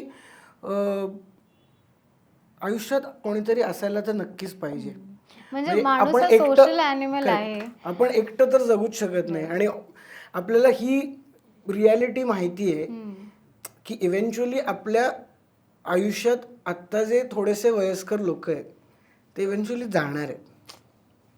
सो तेव्हा आपण एकटे असणार आहोत, तर तेव्हा आपल्याला एकटं राहायचं आहे का कोणीतरी बरोबर पाहिजे हे आपण आत्ता ठरवायला पाहिजे. आणि this is ground reality, we have to accept it. आणि इनफॅक्ट आपण पण कधीतरी जाणारच आहोत, ती गोष्ट खरीच आहे. पण मला असं वाटतं की एक, आणि ऑब्व्हियसली आता म्हातारपणात ना ते खूप लागतं. म्हणजे आईला जर बाबा नसतील आणि बाबांना जर आई नसेल ना, तर ते फंक्शनच नाही होऊ शकत. म्हणजे तो एकटा व्यक्ती काहीच नाही करू शकत. तर कंपॅनियनशिप आणि रिलेशनशिपची ब्युटी मला ती वाटते की इव्हेंच्युअली त्या दुसऱ्या माणसाच्या व्यतिरिक्त एकटा माणूस काहीच नाही करू शकत. ॲब्सोल्युटली. आणि हे आपल्याला आईबाबांसमोर आपण जेव्हा ठेवतो त्यांना, तेव्हा आपल्याला ते जास्त आतून रिअलाइज व्हायला लागतं. पण मला असं वाटतं की आजकालच्या मुलांमध्ये थोडासा हा अप्रोच डिफरंट आहे का, की त्यांना असं वाटतं की नाही नाही मी एकटं राहू शकतो, माझं मॅनेज करू शकतो. एकटं राहूच शकतो, पण मला असं वाटतं की deep down in your heart आपण कितीही जर म्हटलं की मी एकटा राहू शकतो, मी एकटा मॅनेज करू शकतो, एका पॉइंटला तुझ्या खिशातनं फोन निघणारच आहे. कुठे आहेस रे, भेटायचं का, किंवा मैत्रिणीला कॉल केला किंवा अजून. सो ते इव्हेंच्युअली होणारच आहे ना. तू एकटा घरी येणार, मग तू एकटा टी व्ही समोर बसणार किंवा काय नेटफ्लिक्स बघणार किंवा काय बघणार, मग जेवण करणार आणि मग झोपणार, परत उठणार, परत जाणार, परत एकटा येणार. असं कोणीच करू शकत नाही. म्हणजे मी एकटा राहतो, I will have lots of friends but no companion or no relationship. I think it doesn't function that way. आणि मग ते एकटे पडतात somehow. हा, मग कारण त्यांच्या बाकीच्या आजूबाजूच्या सगळ्या मित्रांची लग्न होऊन जातात, मैत्रिणींची लग्न होऊन जाऊ शकतात. आणि माझं, मी तुला आता सांगतो ना, माझ्या ग्रुपमधल्या ऑलमोस्ट सगळ्यांची लग्न झाली. म्हणजे आता मी माझ्या काही मित्रांना फोन करतो, त्यांना त्यांचं सगळं मॅनेज करून मग मला भेटायसाठी वेळ काढावा लागतो. बरोबर. आणि ते इव्हेंच्युअली माझंही होईल ना. ऑफकोर्स. आणि इट्स ऑल अबाउट प्रायोरिटीज. आता त्यांची प्रायोरिटी कायम कशी राहशील किंवा मी कायम कशी. करेक्ट. म्हणजे माझे आता very close friends, they delivered their first baby. Okay. तर आता ते त्यांच्या आयुष्यात आहे. सो ते आता तेवढे फ्रिक्वेंटली मला नाही भेटणार आहे, ते मला पण ऍक्सेप्ट करायलाच लागणार आहे कधीतरी. आणि माझं लग्न जेव्हा होईल, मला जर कधी काय बाळ झालं, तर माझं त्यांच्यापरी जास्त प्रायोरिटी असणार ना की मित्र और एनीबडी. सो ही रियालिटी आपण ऍक्सेप्ट करायलाच पाहिजे की now that they are married, ते आपल्याला तसा वेळ देऊ शकणार नाहीये. आणि मग तेव्हा आपल्याला कधी कधी एकटं वाटू शकतं, हे पण आपण ऍक्सेप्ट करायलाच पाहिजे. या सगळ्या लव्ह, लग्न, रिलेशनशिपच्या मुद्द्यावरनं मला तुझा एक तो दे धक्का मधला एक सीन आठवतो. त्याच्यामध्ये शिवाजी सावंत तुला सांगत, अरे घ्यायचा रे मुका. आणि तो इतका म्हणजे असा होता ना की तर त्यांनी त्यांचं गिव्हिंग आणि तुझं ते टेकिंग एवढं एक नंबर झालंय. त्या किस्स्याबद्दल म्हणजे तुमच्यामध्ये असं काही त्या गोष्टीवर डिस्कशन झालं होतं का शूट करण्याच्या आधी? अगेन, दे धक्का फिल्म मिळणं हे पहिले तर म्हणजे काय म्हणू आपण, चेरी ऑन द केक होतं. कारण पप्पा नंतर महेश मांजरेकरांसारख्या दिग्दर्शकाकडनं फोन येणं की जरा एका फिल्मबद्दल बोलायचं आहे, हीच खूप मोठी गोष्ट होती. आणि त्याच्यात शिवाजी काका, मकरंद अनासपुरे, सिद्धूदा, मेधाताई, गौरी, ही सगळी लोकं. आणि म्हणजे त्यामध्ये पण ना गंमत काय होती की दे धक्काची जर तू स्टोरी बघितलीस ना, ती अख्खी एक डिसफंक्शनल फॅमिली आहे. म्हणजे एक वडील आहेत, त्यांची दुसरी बायको आहे, पहिल्या बायकोचं निधन झाल्यामुळे दुसरी बायको केलेली आहे, पहिल्या बायकोपासून हा एक मुलगा आहे, बरोबर. दुसऱ्या बायकोपासून ही एक मुलगी आहे. हम्म. मुलाला असं वाटतंय की अख्ख्या फॅमिलीचं माझ्याकडे दुर्लक्ष आहे, त्याच्यावर कोणाचंच प्रेम नाही असं वाटत असतं. आजोबांचं नातवापेक्षा म्हणजे नातवावर तर असतंच, पण त्यांना नात जास्त जवळची प्रिय असते. आहे. हम्म. तो एक मामा असा असतो क्लेप्टोमेनियक, मल्टिपल पर्सनॅलिटी डिसऑर्डर. आई गं, हसायलाच येतं हा नुसता उल्लेख झाला. आणि म्हणजे आणि ती आई असते, तिचं ऍक्च्युली ह्या मुलावरती प्रेम असतं, पण ह्याच्याकडनं तो कनेक्ट नसल्यामुळे तिला कनेक्ट असून पण ते दाखवता येत नसतं. पण ती बऱ्याच वेळेला त्या गोष्टींमधनं काही सुचवायचा सिच्युएशन प्रयत्न करते. ती त्याला हिंट द्यायचा प्रयत्न करते. म्हणजे तो जिकडे ज्या सीनमध्ये मला शू लागते आणि तेव्हा धक्का मारायला लागत असतो, तर सगळे म्हणत असतात की असंच कर, पण ती एकटी बाई म्हणते की असं नाही, तू थांबव गाडी, परत धक्का मारायला लागला तरी चालेल, पण असं नाही त्याला. सो ह्या छोट्या छोट्या गोष्टींमधनं ती त्याला हिंट द्यायचा प्रयत्न असते की मला तुझी काळजी आहे, तू माझा मुलगा. करेक्ट. सो ती एक अख्खी फॅमिली आहे आणि त्या एका मुलीसाठी त्यांची ती जर्नी आहे फ्रॉम कोल्हापूर टू मुंबई. तर त्या जर्नीमध्ये म्हणजे गंमत काय, जी तेव्हा त्या टमटममधनं किती वेळ लागणार आहे असं जाऊन, तर त्यांना लागणारे ते 2 दिवस, या 2 दिवसामध्ये इतक्या काही गोष्टी होतात की जेव्हा ते मुंबईला पोचतात तेव्हा एक डिसफंक्शनल कुटुंब हे एक संपूर्ण कुटुंब म्हणून त्या मुलीच्या कॉम्पिटिशनला पोचतं. ही त्या स्टोरीतली गंमत. आणि हे पोर्ट्रे करण्यासाठी कॅरेक्टर्स पण वेगळे आहेत आणि त्यात चूज केलेले ॲक्टर्स पण वेगवेगळे. म्हणजे एकसारखी ती फॅमिली कधीच वाटत नाही. आणि ती मला गंमत वाटते दे धक्काबद्दलची. आणि ह्याच्यात ऑब्व्हियसली महेश काकांचं संपूर्ण क्रेडिट, की त्यांनी ते सगळं एक काय म्हणतो आपण एक कंपू सगळा बांधला. बरोबर. आणि जसं पक्पकची सगळ्या कॅरेक्टर्सची मोठ बांधली, तसं दे धक्काच्या पण सगळ्या कॅरेक्टर्सची महेशांनी मोठ बांधली. आणि त्यातले डायलॉग्स, म्हणजे त्याचे डायलॉग्स ऋषिकेश जोशी आणि महेश मांजरेकर यांनी दिलेले आहेत. ऋषिकेश जोशींनी त्याच्यात काम पण केलेलं आहे. सो ते सगळे डायलॉग्स त्यातले, मग त्यातल्या छोट्या छोट्या सिच्युएशन्स, मग ते पहिले सिद्धूदा जेलमध्ये असतो, तो बाहेर येतो, मग ती कॉमेडी आहे की त्याच्याकडे काय काय गोष्टी, म्हणजे ही आपण मॅजिशियन्स कॉमेडी म्हणू शकतो ना, की त्याच्या एका सदऱ्यात एवढं काठी बिठी कसं मावेल, म्हणजे विच इज नॉट लॉजिकल. पण आपण जेव्हा ते कॉमेडी आपण एन्जॉय करतो, तीच तर ब्युटी कॉमेडीची आहे की, आणि आपण ते ऍक्सेप्ट पण करतो की ह्या क्लेप्टोमेनियक आणि ह्याच्याकडे सगळं आहे, शेवटी त्याची अंडरवेअर पण आहे. म्हणजे ती कुठून, ही जी त्यातली गंमत आहे ना, ती सिद्धूदाच्या कॅरेक्टरची, म्हणजे त्याचं ते आहे. मग मकरंद काकांच्या डायलॉग्समध्ये, त्यांच्या त्या बोलण्याच्या लहेजामध्ये आहे की ते म्हणजे तुझ्या आईच्या झांजा बाजूला हे मी म्हटलो तर त्याच्यावरती कोणी हसणार नाही. पण हेच जेव्हा मकरंद नासपुरे म्हणतील ना, अख्खं महाराष्ट्र अख्खं जग असेल, कारण तो त्यांचं फोर्टे आहे, त्यांचा तो हुकमी एक काय, त्यांची बोलण्याची पद्धत, त्यांची भाषा, म्हणजे त्या कॅरेक्टरच्या बाबतीत. तर ते एक आहे. शिवाजी काकांचं कॅरेक्टर आहे, त्यांच्यात ते म्हणजे त्यांचा डायलॉग आहे. म्हणजे मी जेव्हा उठावाच्या काढत असतो आणि मला अनफॉर्च्युनेटली ते पाजायला होतं, ते म्हणतात अरे पाजलास तर पाजलास, चड्डीत चिरपलास का बघ. आता हे जे डायलॉग्स आहेत ना, हे रायटर लिहू शकतो, पण ह्याच्यामध्ये जर शिवाजी काकांनी तशा पद्धतीचं मांडलं नसतं तर त्याच्यावरती कोणी. ऍब्सोल्युटली. मला वाटतं, आणि हे लोक जे बोलत होते आणि बोलण्यामुळे त्यांच्यात ती कॉमेडी जनरेट होत होती. तुझ्या बाबतीत असं होतं की तुझ्या ऍक्शन्सच खूप जास्त इतक्या हे होत्या की, आणि माझ्याकडे तो कुस्तीचा अँगल होता ना, त्यामुळे तुझी ती 12 अंडी तर म्हणजे मला लोक विचार, मला खूप लोक अजून म्हण काय 12 अंडी खाता का, तर मी असं खूप लोकांना आधी म्हणायचो अहो मी तेव्हा पण नव्हती खात. म्हणजे प्रॅक्टिकली एक लहान मुलगा 14-15 वर्षाचा 12 अंडी खाऊ, म्हणजे जर खात असेल तर ग्रेट आहे त्या वयाच्या मुलाला. पण मी तेव्हा पण नव्हतो खात. ते खोटं असतं, आपलं सिनेमातलं असतं. आता लोक म्हणतात अजूनही खाता का 12 अंडी, मी म्हटलं आता खातो. म्हणजे किती पण पीपल आर स्वीट. म्हणजे तुमचं ते कॅरेक्टर इतकं त्यांना आवडतं की, आणि ते बारांडी त्यांना इतकं रिलेट होतं.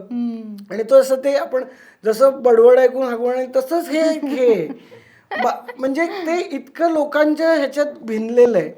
काय बारांडी म्हणजे मला दे धक्का पण नाही म्हणत काही लोक, काय बारांडी अशी अशी पण लोक भेटतात. म्हणजे त्यांना बिचाऱ्यांना त्या फिल्मचं नाव दे धक्का ते पण कधी ते विसरतात लोक. काय म्हणजे आपण काही म्हणू शकत नाही त्यांना. माय गॉड. म्हणजे आणि मी एन्जॉय करतो सगळ्या गोष्टी. म्हणजे मी असं कधीच करेक्ट नाही करत, अहो बारांडी नाही फिल्मचं नाव दे धक्का आहे असं ते करेक्ट. पण त्यांना मजा येते ना, ती मोमेंट आहे फक्त. आणि तो त्यांच्यासाठी तो मोमेंट आहे की मी आज त्या 12 अंडी खाणाऱ्या मुलाला बघितलं. बरं भलेही त्याचं नावही माहीत, माझं नाव सक्षम आहे हे पण माहिती नसेल, किंवा फिल्मचं नाव पण विसरले असतील बिचारे, पण ही जी गंमत आहे ना कॅरेक्टर, काय बारांडी हे मला इतकं भारी वाटतं ना, खूपच भारी वाटतं. या पिक्चर मधला अजून एक सीन आहे जो आपण आता परत बघूया, आणि त्याच्यावर तू पुन्हा BTS.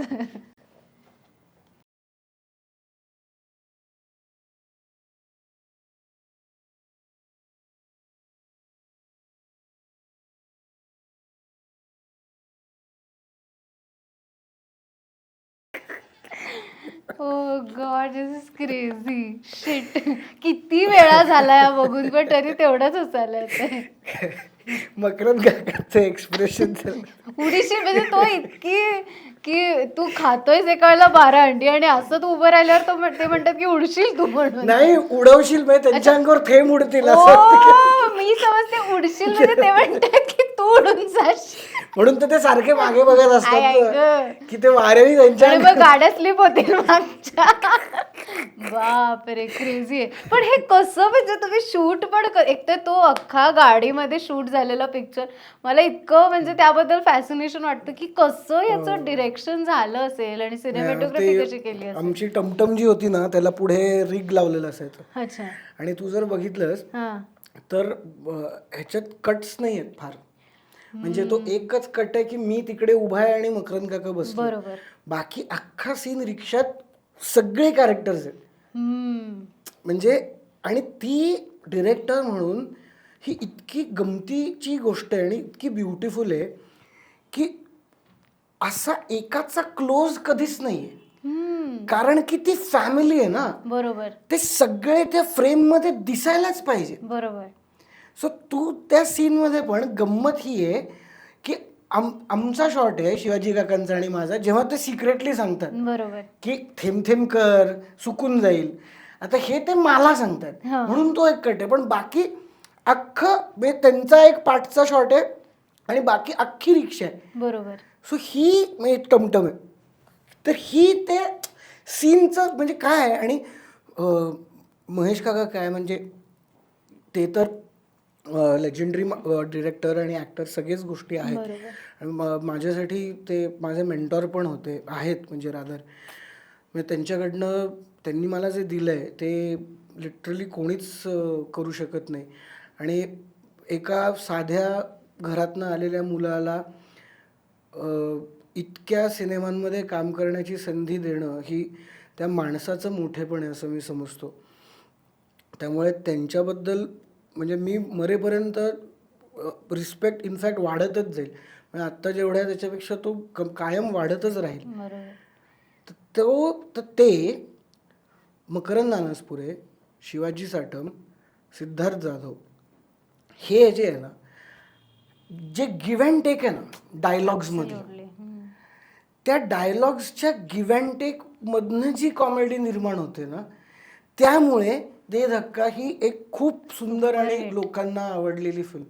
कारण ते जर गिव्ह अँड टेकच रायटरनी आणि डिरेक्टरनी तसं नसतं बांधलं तर ती फिल्म एवढी रिलेटेबल झालीच नसती. आणि जर बघितलंस तर प्रत्येक कॅरेक्टरला त्याची एक गोष्ट आहे. म्हणजे तो क्लेप्टोमेनियक असतो मामा, हा जो आहे त्यांनी मकरंद काकांचं जे कॅरेक्टर आहे त्यांनी गाडीचा पार्ट तर बनवलाय, पण ते त्यांच्यासाठी त्यांच्या वडिलांच्या मते ते फेलियर आहेत की ते काहीच करू शकले नाहीत आणि त्याची जमीन विकून बसले. सो त्याला असं वाटतं की त्याचे वडील त्याला फेलियर समजतात, पण त्यांनी पार्ट तर बनवलंय. आजोबा हे मुलावरती चिडलेत आणि त्यांना दारूचं हे आहे.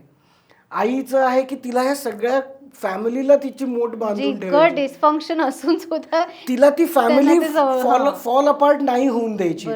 तिचा तो टास्क आहे. म्हणजे दे धक्का मधले जे सिरियस सीन आहेत की तो म्हणजे जेव्हा एखादी बहीण तिच्या भावावर हात उघडते, की जेव्हा तो ते जेव्हा सिद्धूदावरती ते सगळे चिडलेले असतात आणि तो ते हे करतो सगळं, आणि मग ते येतात की ये तेरा भाऊजी बोलतात, ते जेव्हा सोडून जातात वादक, तो जो सिरियस सीन आहे त्याच्यामध्ये ते जे फ्रस्ट्रेशन निघतं ना की आपल्याबरोबर काहीच चांगलं कसं नाही घडू शकत. बरं त्यामध्ये ती जी मुलगी आहे तिला पण हे सगळं फॅमिली एकत्र ठेवायची आणि तिला ही जाणीव आहे की तिच्या पॅशनसाठी हे सगळं चाललंय. राईट. सो तिला ते दडपण पण आहे एका पॉइंटला, हो, म्हणून सगळ्यात लक्षात राहिलेला. आणि म्हणून ती रिस्पॉन्सिबिलिटी घेऊन म्हणते की जेव्हा पैसे संपतात ती म्हणते मी नाचीन इथे, तर तुम्हाला पैसे गोळा होतील. हे तिच्यातल्या कॅरेक्टरची पण मॅच्युरिटी आहे.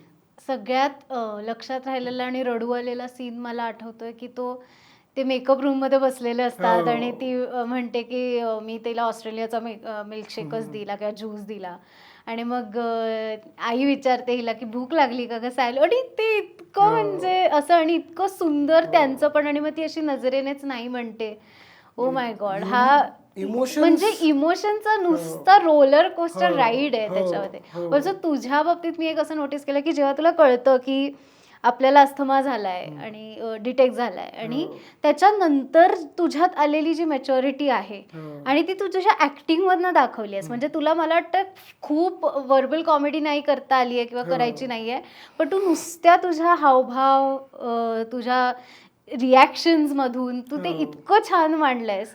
कारण की त्याच्यामध्ये पण त्याच्या म्हणजे किसनाच्या कॅरेक्टरची काय गंमत आहे की तो पॅशनेटली त्याला कुस्ती खेळायची, पण जेव्हा कळतं की अस्थमा त्याचं सगळं जगच संपतं, कारण की त्याच्यासाठी ही फॅमिली नसतेच ना, कारण त्याला असं वाटत असतं की कोणी माझ्यावर प्रेमच नाही करत, तर त्याच्यासाठी कुस्ती की कुस्तीच असतं. आणि जेव्हा हेच त्याच्या आयुष्यातनं जात आहे, त्यामुळे तो ते कळल्यानंतरच्या सीनमध्ये पण अख्खा वेळ तो त्याच्या टमटमच्या बाहेरच बघत असतो. इथे आत काय चाललंय त्याचा त्याला काही फरकच पडत नसतो. बाहेर ते त्याला सांगत असतात की अरे होईल सगळं नीट, ही डझंट केअर. आणि एका पॉइंटला तो चालत्या टमटम मधनं उडी मारून पळून जातो, तेव्हा ती सगळी फॅमिली येते. आणि मग डिरेक्टर म्हणून महेश काकांची त्याच्यात किती भारी इमॅजिनेशन आणि व्हिज्युअलायझेशन आहे की तो जो एक वाईड शॉट लावलाय तिकडे एकटा मी उभा आहे आणि अख्खी फॅमिली एका साईडला आहे, आणि तेव्हा तो त्यांच्यावरती त्याच्या अख्ख्या आयुष्याची भडास काढतो की तुम्ही माझ्यावर प्रेमच नाही करत, तुम्हाला मग कुस्तीचं पण व्हायला नाही पाहिजे, सगळे माझ्या खाण्यावर उठलेत, सगळे माझ्या ह्याच्यावर उठलेत, सगळे हे होते, बोल बोल बोल बोल बोलतो. तेव्हा कोणी बाहेर येत नाही, आई येते आणि मुस्काडीत मारते आणि त्याला ती सांगते की तुझ्यासाठी आम्ही किती करतोय, आणि जर तूच हार मानलीस तर आम्ही सगळं जे करतोय ते वर्थलेस. तेव्हा त्याला त्याच्या त्या आईची जाणीव होते की ही आपल्यावरती प्रेम करते. किती भारी थॉट होता, आणि तो पोर्ट्रे खूप छान झाला. सगळ्यात महत्वाची गोष्ट म्हणजे नुसता थॉट नाही तर तो इतका छान मांडला गेला अख्खा पिक्चर. असाच एक इमोशनल रोलर कोस्टर राईड असणारा म्हणजे शिक्षणाचा आईचा गोजा, अगेन कल्ट क्लासिक आपण म्हणू शकतो.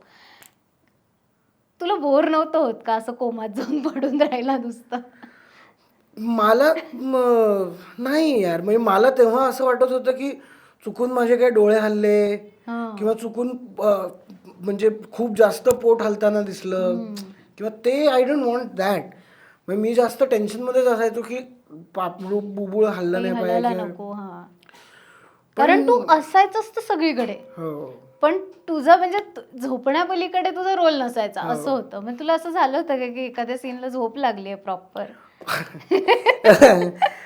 नाही, महेश काकांच्या सेटवरती मला असं होऊच शकत नाही. मला पर्सनली आयुष्यात कधीच झोप येऊ शकत नाही, कारण की एकतर त्यांच्याकडे सतत बघत राहावं असं वाटतं, कारण की ते ज्या पद्धतीने ऍक्टर्सना शॉर्ट एक्सप्लेन करतात, मी जे मगाशी म्हणलं ना, ऑब्झर्विंग द पर्सन, ते ज्या पद्धतीने म्हणजे तेव्हा पण भरत काकांना ते ज्या पद्धतीने सीन समजून सांगायचे, मला सीन समजून सांगायचे, ते इतकं डिटेल्डमध्ये असायचं की म्हणजे आम्हाला तो जो म्हणजे मला फेवरेट काय वाटलं मला की म्हणजे सॅटिस्फाईंग राहतं की तो मला तो बॅट लागण्याचा सीन आहे ना, तर ते म्हणले की तुम्ही करा दोघं. म्हणजे हा जो एक डिरेक्टरचा आपल्यावरती असणारा कॉन्फिडन्स असतो ना, तो खूप गमतीशीर आहे असं वाटतं. आणि म्हणजे त्यांच्याकडे ते सतत म्हणजे मी त्यांना नंतर काही प्रोजेक्ट्सना डिरेक्शनमध्ये पण असिस्ट करत होतो, तर तेव्हा त्यांच्या म्हणजे तेव्हा मी कॅमेऱ्याच्या पुढे होतो. आता मागे असताना खूप डिटेलमध्ये मला गोष्टी समजत होतात त्यांच्या क्राफ्टबद्दल, की हा शॉट आपण का घेताय, आपण आता हा का घेतोय, प्रत्येक शॉट मागे काही ना काहीतरी लॉजिक असतं. ते डिरेक्टरनी कसं समजून घ्यायला पाहिजे, डिरेक्टरला पहिले त्याला स्क्रिप्टच्या बिटवीन द लाईन्स कळायला पाहिजेत, तर तो ऍक्टर्सना समजू शकतो. हे सगळ्या गोष्टी हे त्यांच्याकडनंच मला शिकायला, आणि मी त्यांच्याकडनं आयुष्यभर शिकतच राहीन असं वाटतं. सो त्यांच्या सेटवरती आउट ऑफ रिस्पेक्ट किंवा काय असं तू म्हणू शकतेस, पण मला त्यांच्या सेटवरती कधी झोपच येणार नाही. आणि आमच्या पण जेव्हा मी कोमात होतो तेव्हा पण ते सीन्स जे होत होते ना, आणि शिक्षणाच्या आईचं पण जर तू बघितलीस ना, इट इज ऑल्सो जसं दे धक्काबद्दल तू म्हणालीस इमोशनल रोलर कोस्टर, तसंच त्याच्यात पण आहे. म्हणजे कॉमेडी पण आहे.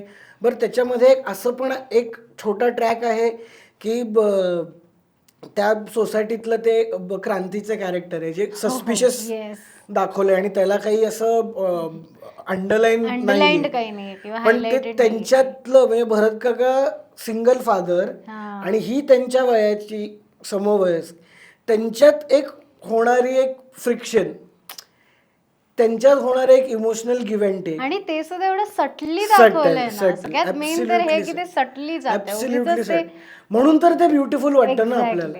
म्हणजे त्याचे त्यांचे भरत काकांचे ते सोसायटीतले सगळे मित्र, मग सिद्धूदा आधी निगेटिव्ह म्हणजे पैसे ऑब्व्हियसली घेत असतो, पण त्याच्यानंतर त्याच्याबद्दल असलेला एक रिस्पेक्ट, एक हे सगळं, मग तो तिकडे हॉस्पिटलमध्ये येणं, तुला काय हवंय, आणि ह्यांच्या भरत काकांच्या कॅरेक्टरची फाईट अगेन्स्ट सिस्टीम, हे ते सगळं हे म्हणजे त्याचा कॅनव्हास इतका मोठा होता की ते मुख्यमंत्री वगैरे ह्या लेवलपर्यंत त्या फिल्ममध्ये जातं. आणि कारण की अगेन छोटे छोटे फॅमिलीचे सीन्स की ते येतात एकत्र उदबत्त्या भरायला बसतात. इतके सिम्पल सीन्स मध्ये तुमच्या नाती तुम्हाला डिफाईन होऊन जातात. आणि तो वडील हे त्या मुलासाठी का करतोय ह्याचे डेफिनेशनचे हे सीन्स असतात. तो त्याला नवीन शूज घेऊन देणं, हा येऊन सगळं टाकून ते उदबत्त्या भरायला बसणं.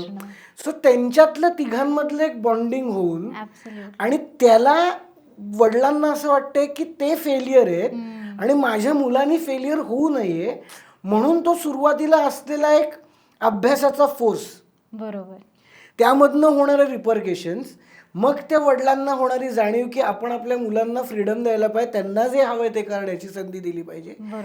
त्याच्यानंतर तो त्याचा चेंज ओव्हर, हे सगळ्यासाठी तुम्हाला एक फॅमिलीचा बॉन्ड हा एस्टॅब्लिश करून, आणि तुम्हाला आधी हा सगळं इमॅजिन करावं लागतं की हे इतकं सुंदर घडून आपल्या समोर येणार आहे.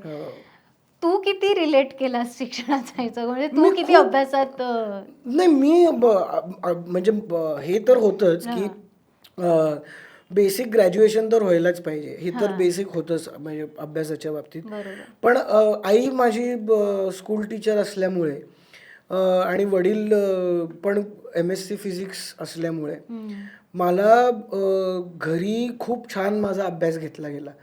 म्हणजे आपण काय असं टेक्स्च्युअल जे असतं ना की फक्त बुकिश, तसं मला कधीच हे नाही झालं. म्हणजे शाळेतल्या माझ्या टीचर्स ते कॉलेजच्या काही प्रोफेसर्स पर्यंत मला त्या विषयाची गोडी लावत गेले. म्हणजे फक्त हे पाठ कर आणि हे उत्तर परीक्षेत लिही, घोकून काय केलं असं मला कधीच कोणी अभ्यास शिकवला नाही. म्हणजे प्रत्येक सायन्स मधल्या प्रत्येक टर्मिनॉलॉजीच्या मागचं लॉजिक, मग ते काय आहे, कशामुळे आहे, हे सगळ्या गोष्टी त्या शिकायला मिळणं.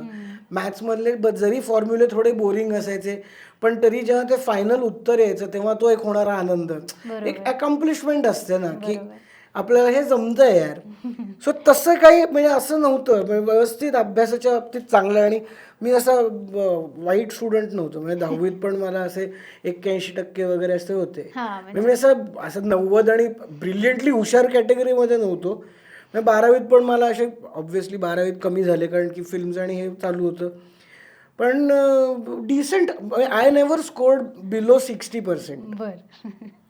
तेवढं होतं माझं. मी प्रश्न विचारला कारण मी खूप रिलेट केलं त्या सिनेमाला. खूप लोकांनी केला. कधीच मी कायमच ॲव्हरेज स्टुडंट होते हो. आणि माझ्या घरून ऍक्च्युली मला असं काही फोर्स पण नव्हतं की तू कधीच म्हणजे ठीक आहे 50% तर 50% हो. ओके. पण तरी सुद्धा मी आई बाबांना खेचून खेचून हट्टाने तो पिक्चर बघायला लावला होता थिएटरमध्ये जाऊन की नाही तुम्ही बघाच, म्हणजे चुकून जरी तुम्हाला नंतरच कधी काय करावं असं वाटलं तरी पण तुम्हाला स्कोप नाही. हो गॉड. सो मला तर खूप मजा आली आज हो यार, गप्पा. मला पण आय मजा डोंट नो आली. किती वेळ झाला बट खूप छान विषयांवर आणि मेन हे जे पिक्चर्स तू हो. गाजवलेस आणि त्याच्याबद्दल आपल्याला चर्चा करता आली. आता फ्युचरमध्ये काय प्लॅन आहे मला ऐकायला आवडेल. आता डिसेंबरमध्ये एक म्हणजे अजून त्यांनी डेट ऑब्व्हियसली डिस्क्लोज नाही केली आहे, ओके. पण स्नेह पोंक्षे नावाचा यंग मुलगा आहे चांगला, त्याची पहिली फिल्म आहे बरं. बंजारा म्हणून त्या फिल्मचं टायटल आहे. बरं. सो त्या फिल्ममध्ये मी काम करतोय. अजून 2-3 प्रोजेक्ट्स आहेत आणि एक माझं स्वतःचं एक पर्सनल प्रोजेक्ट पण चाललं आहे बरं. जे आत्ता खूप प्रिलिमिनरी स्टेजेसवर आहेत, पण होपफुली त्याचं सगळं चांगलं होईल आणि मी एका वेगळ्या भूमिकेत, म्हणजे ॲक्टिंग वाईज नाही पण वेगळ्या बिहाइंड द कॅमेरा काही गोष्टींमध्ये मी मला इन्व्हॉल्व्ह करतायत काही लोक. बरं. तर ते सगळं चाललंय. सो ते लवकरच जेव्हा होईल सगळं वर्कआउट तेव्हा सगळ्यांना कळेल. वाव, तुला खूप खूप शुभेच्छा तुझ्या नवीन Thank you. प्रोजेक्टसाठी. Thank आणि you. आय होप तुला इथे गप्पा मारून अरे माझ्याशी खूप मजा आली. मजा आली, तुला काहीतरी वेगळं बोलता आलं. हो, खूपच मजा आली, मस्त आम्हाला एक्सपिरियन्स. तर खूप मजा आली कारण थँक्यू. जसं की मी म्हटलं की चिखलू बरोबर चिखलूचा पिक्चर बघणं इज लाईक प्रॉपर मस्त ड्रीमी मोमेंट होती माझ्यासाठी. So thank you so much. Thank you. आणि तुम्हाला हा एपिसोड कसा वाटला मला कमेंट करून नक्की सांगा आणि पुन्हा एकदा सांगते आरपार यूट्यूब चॅनलला सबस्क्राईब करा. धन्यवाद.